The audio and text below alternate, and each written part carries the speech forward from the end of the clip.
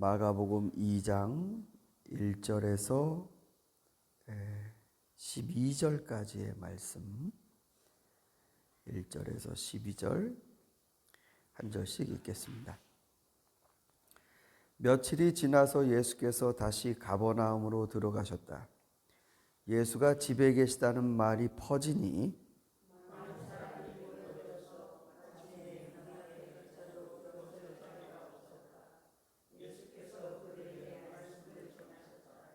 그때 한 중풍병 환자를 4사람이 데리고 왔다.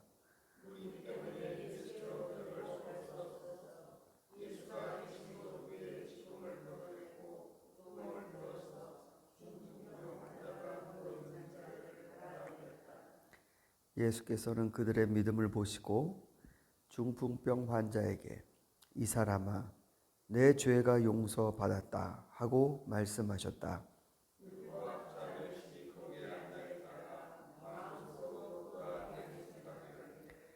이 사람이 어찌하여 이런 말을 한단 말이냐?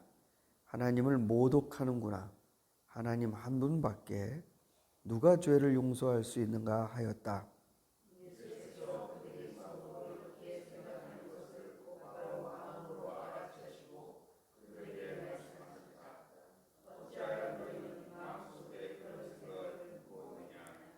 중풍병 환자에게 내 죄가 용서받았다 하고 말하는 것과 일어나서 내 자리를 걷어서 걸어가거라 하고 말하는 것 가운데 어느 쪽이 더 말하기가 쉬우냐?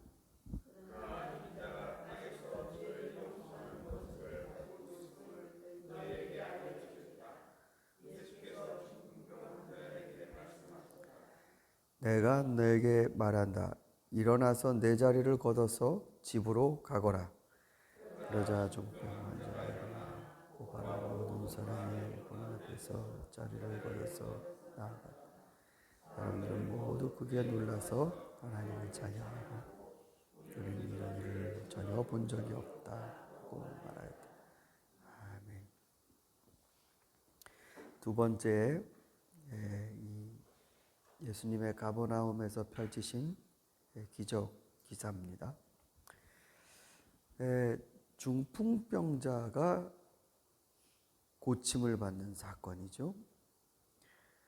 이전에는 나병 환자였습니다. 어제 말씀드린 것과도 같이 이 기사 하나하나는 예수님이 이런 병까지도 고치신다. 그래서 지금 예수님의 치유 능력의 범위를 얘기해 주려고 하는 그 말씀이 아닙니다.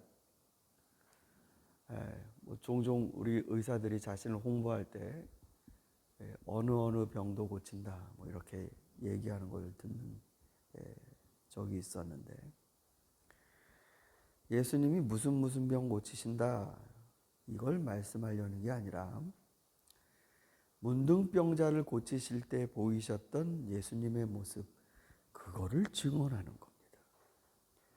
문둥병자를 고치실 때 예수님의 모습 아무도 손댈 수 없이 더럽다고 생각한 그 사람이 주님 눈에는 너무나 불쌍하고 손을 내밀어 그를 만지시고 깨끗하게 해주시는 그리스도시라는 게 이 사건에서 나옵니다.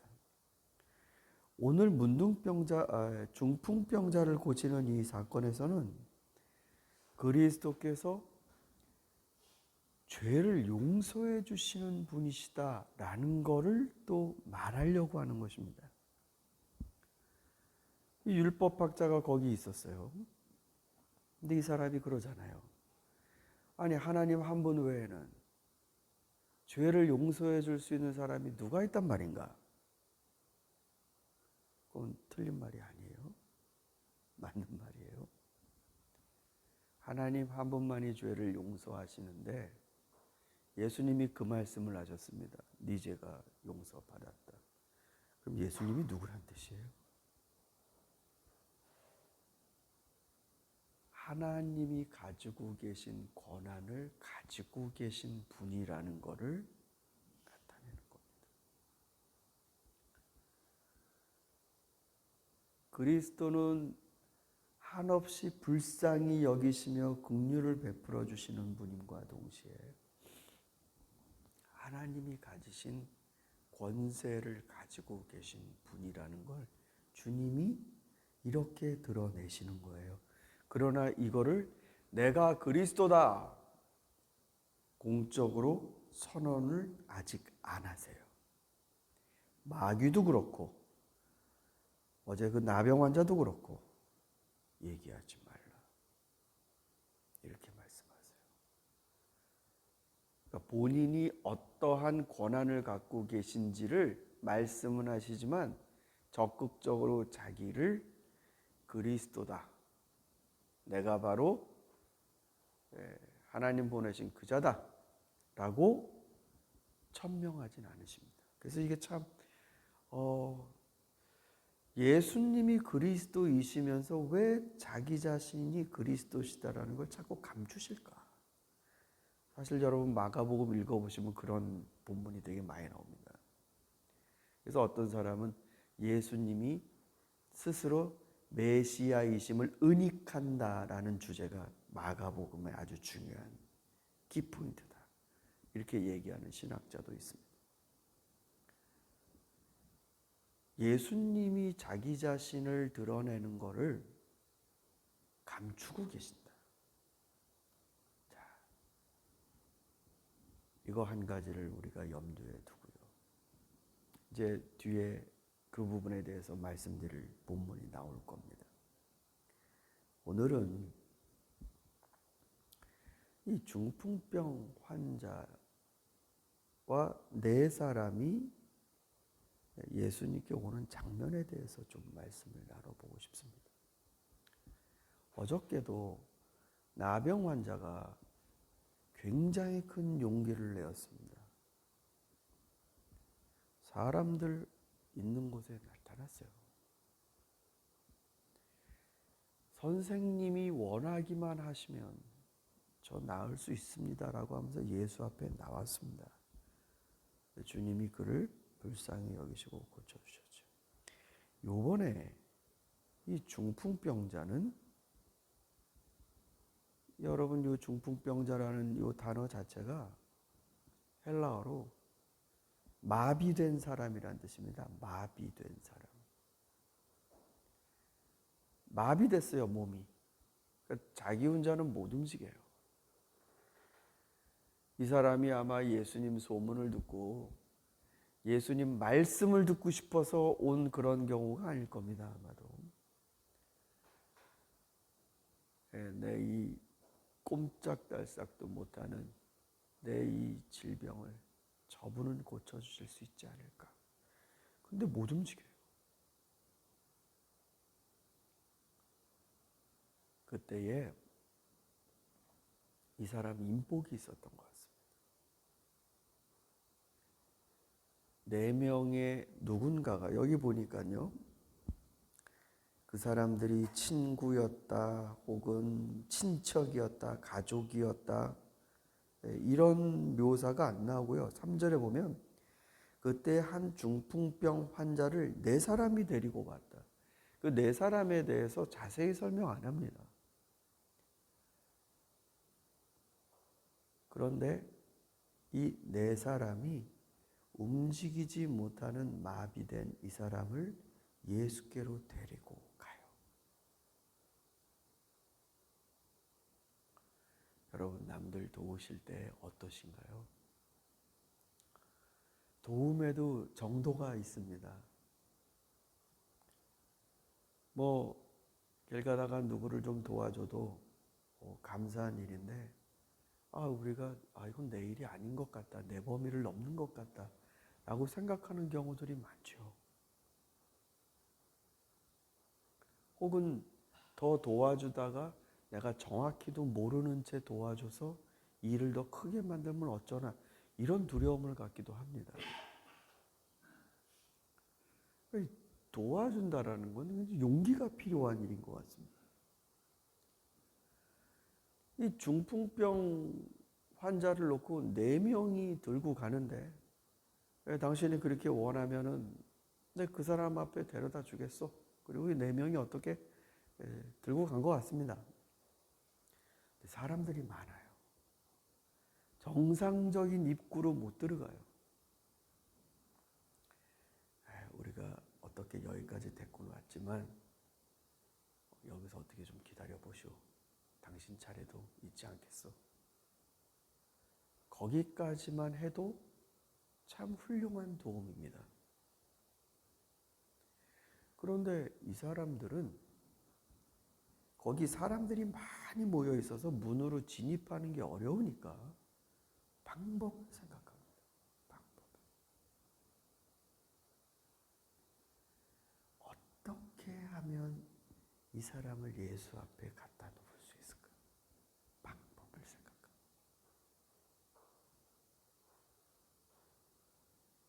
그리고 난 다음에 찾아낸 게 상상을 초월하는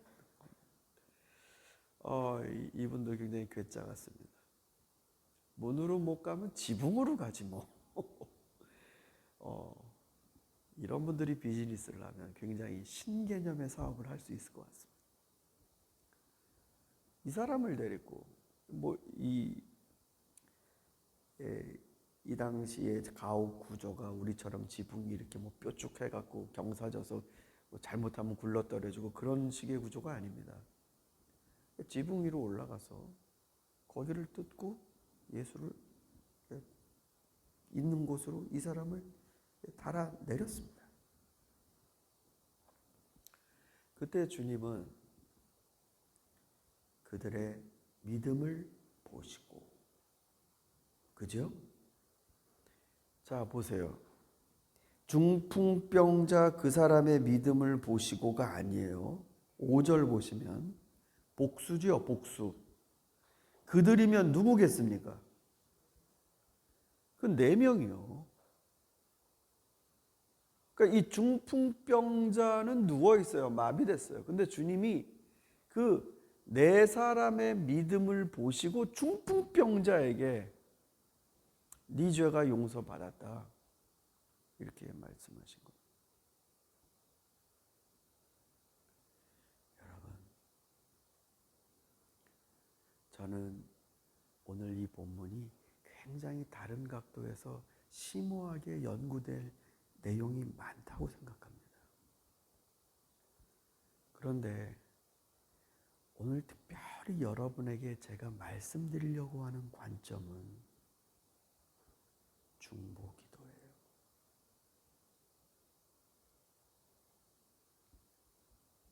자기 혼자 기도 못하는 마비된 사람들이 많습니다. 혹은 기도는 하지만 혼자의 힘이 미약한 사람들이 있습니다.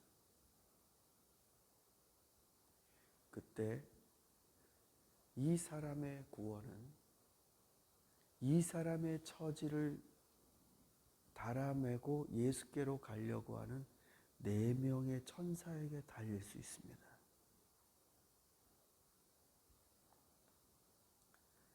다른 사람을 위해서 기도하실 때 여러분, 그 기도의 힘과 방향이 정확하십니까? 한 3, 4일 기도해 보면 그 정도 해주면 됩니까? 기도는 혹 눈 감고만 하는 거라고 생각하십니까?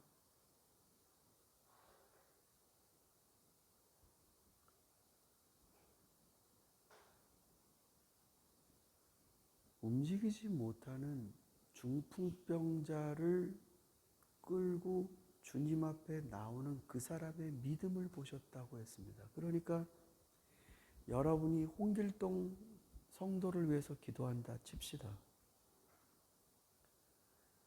홍길동 성도의 믿음을 보시고 치유해 주실 수 있지만 이 사람 몸을 못 움직여요. 이 상징적인 표현이죠. 자기 혼자 거동을 못해요.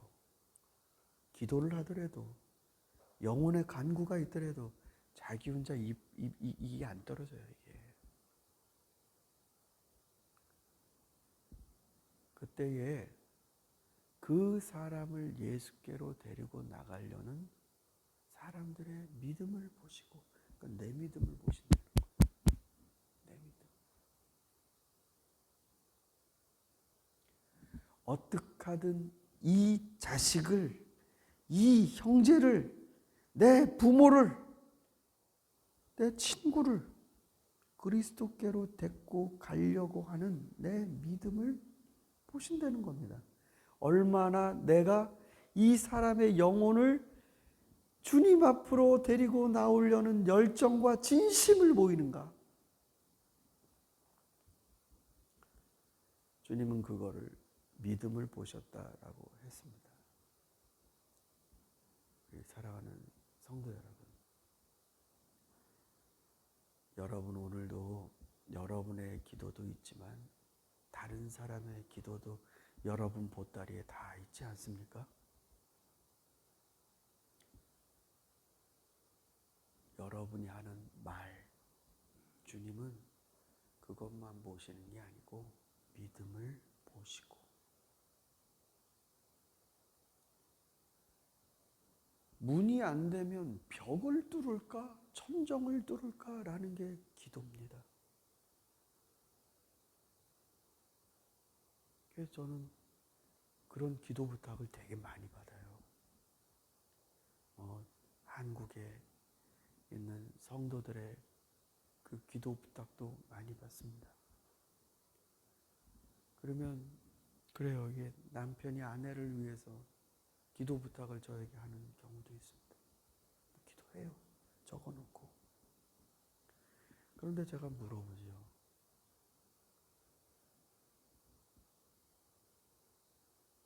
너는 얼마만큼 기도하냐? 너 아내를 위해서. 얼마만큼 절박하게 기도하냐? 기도의 몫을 다른 사람에게 맡겨버려요. 목사님 기도 많이 하시니까 목사님 해주시면 되지. 권사님 기도가 세지. 장로님 기도 부탁해야지. 자기는요? 자기는 자기가 품고 있는 그 사람에 대해서 기도에 진실이 없는데,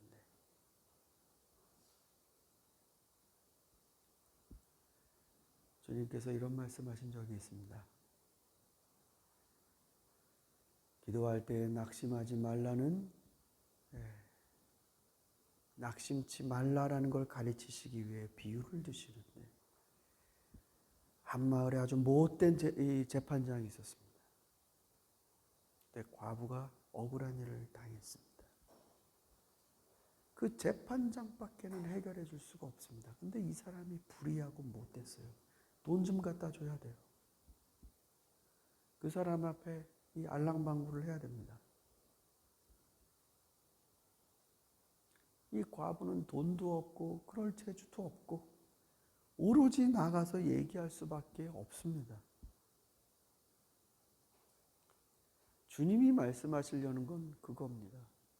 너의 마음의 절실함을 얼마만큼 얘기할 수 있느냐. 이 과부는요, 계속 졸랐대요. 야, 듣기 싫다. 내쫓아라. 저 여자가 저 문 밖에서 20m만 그 앞에만 와도 문 잠가버려라. 안 들리게. 그래도 계속 외쳐댑니다. 재판장님, 너무 억울합니다. 나중에는 내가 저걸 먼저 처리하는 게 낫겠다. 그러면서 그 불의한 재판장임에도 불구하고 조르는 이 여인의 간청을 들어주었다. 하물며 아버지께서 너희를 들어주시지 않겠느냐. 너희 기도할 때 낙심치 말아라. 여러분, 중풍병자 믿음 보신 게 아니고 4명의 믿음을 보셨다는 말씀을 기억하십시오.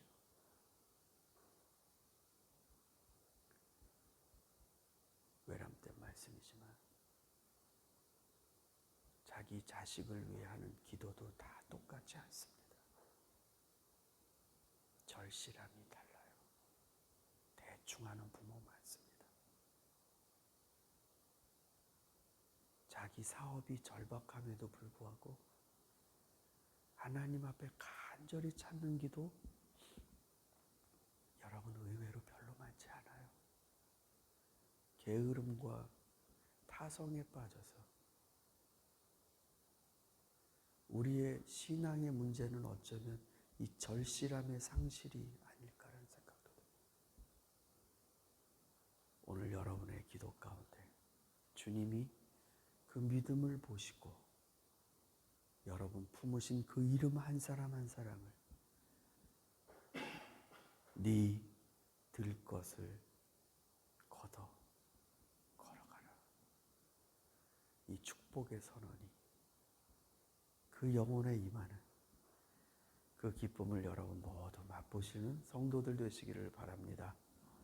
우리 같이 기도하겠습니다.